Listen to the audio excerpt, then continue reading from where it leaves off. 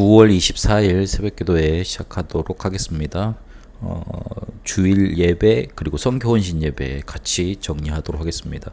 주일 오전 예배 때는 마가복음에 나타난 그리스도라는 제목으로 말씀 가운데 37번째 우리 말씀 확인했습니다. 우리에게 매일 매시 매사에 응답이 있는지, 응답을 받고 있는지 확인해야 됩니다.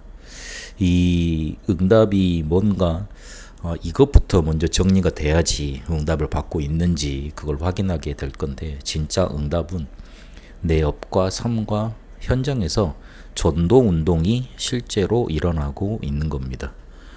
그래서 세계복음화가 참 응답입니다.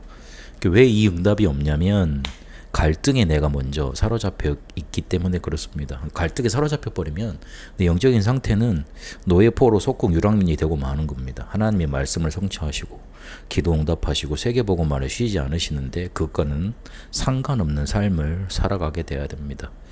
그래서 정확한 언약부터 잡아내야 됩니다.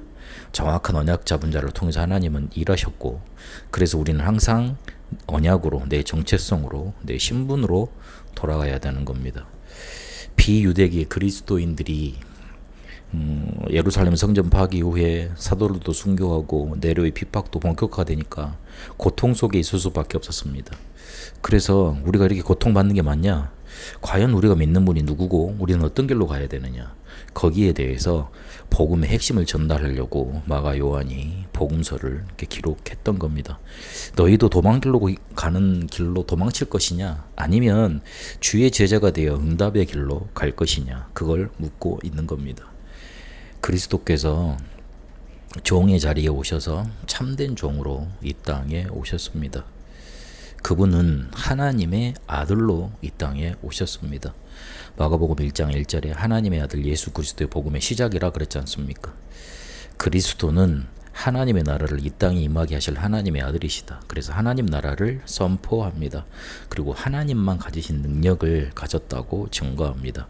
더러운 귀신 들린 자를 고치셨고, 병든 많은 사람을 고치시면서 죄 사함을 선포하셨고, 그리고 자연까지 다스리시는 능력을 보여주십니다. 그 모든 것이 하나님만 하실 수 있는 것이었습니다.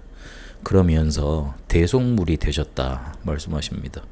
하나님 만나는 길을 잃어버린 결과 마가복음 5장 25절 26절에 보니까 12해 동안 혈루증으로 앓는 여자가 있었는데 많은 의원에게 많은 괴로움을 받았다 그랬습니다. 의원에게 가서 병을 고침받아야 될 것 아니에요. 그런데 많은 괴로움을 받았다 기록하고 있습니다. 그리고 자기가 가지고 있는 거 병 고침 받으려고 다 허비했다. 그런데도 아무 효험이 없었다. 그러면서 더 병은 깊어져만 갔다. 해결할 수 없는 문제, 저주, 지옥, 재앙, 배경 속에 알 수 없는 고통을 당하고 살아가게 되는 겁니다. 문제를 해결하기 위해서 노력을 수없이 해보지만 아무런 효과도 없고 문제는 더 깊어져만 갑니다. 그래서 우리에게는 누가 필요하냐면 대속자가 필요합니다. 하나님의 영광의 육신이 되어 오신 분 바로 그리스도 예수. 그가 자기 백성을 위해 고난받으시고 죽으시고 우리의 모든 죄를 사하셨다 알려주고 계시는 겁니다. 우리는 도망치지 말고 응답 올 수밖에 없는 길에 서야겠습니다. 실패했어도 실수했어도 도망갔더라도 다시 그 길로 돌아와야 됩니다. 그래서 끝까지 쓰임 받을 수 있는 응답을 누려야 됩니다. 그러려면 과거에서 해방받고 그것을 작품 만들어야 됩니다. 문제를 만나서 그것을 갈등으로 느끼고 있으면 현실만 보이고 문제가 문제화가 됩니다. 그러면 우리 영적인 상태는 노예, 포로, 재앙, 속국, 유랑민 돼버립니다. 하나님의 계획을 찾고 정확한 응답을 우리가 확인해야 됩니다. 하나님이 우리에게 복음 알도록 은혜 주셨고, 복음 누리도록 훈련시키셨고, 복음 전할 수 있도록 응답 주셨습니다. 그리고 미래를 축복 속에 준비하면 됩니다. 300%로 가면 됩니다. 100%란 게 우리에게 있을 수 없지만 답을 가지고 있으라는 말입니다. 그렇게 확실한 답. 내 기준에 내 육신의 눈으로 보면 그게 불가능하지만 하나님이 정말로 내게 꼭 해야 될 것 맡기신 것, 당연 필연 절대를 찾고 오직 유일성 재창조로 가면서 오늘을 오늘로 살리면 됩니다. 그래서 바울의 전환점으로 우리는 확실하게 하나님이 원하시는 길, 인도를 받아야겠습니다. 성교 헌신 예배 정리합니다. 오늘을 오늘답게 만들어야 됩니다. 거의 과거를 살아갑니다. 그것도 상처 속에서. 그러니 내가 기준 되지 않습니까? 이러니 해방받을 수 없습니다. 그리고 미래를 살아갑니다. 그것도 공상 속에서. 현실이 어렵고 오늘이 어렵다 보니까, 과거는 상처 속에 있다 보니까 더 밝은 미래, 이것 좀 해방받고 싶다 그렇게 생각을 합니다.